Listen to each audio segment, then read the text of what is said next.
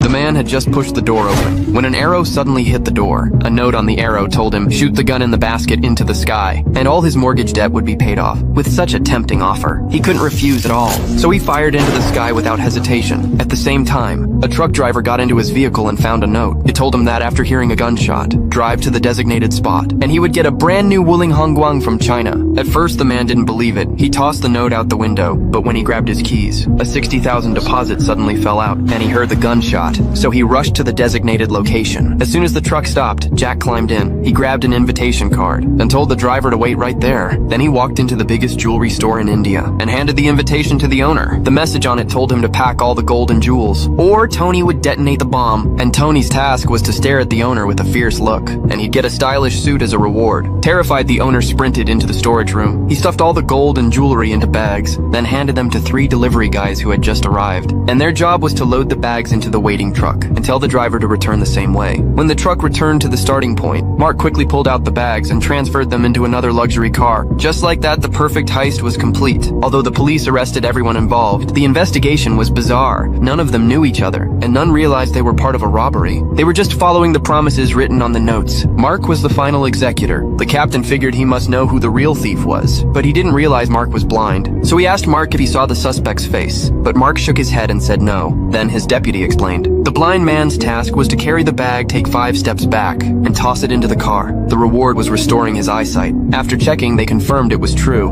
and the surgery was scheduled for 6 in the evening. Hearing that, the captain was furious, because 2 similar cases had already happened this month. With no other options, they asked for help from higher authorities, and headquarters sent a top detective.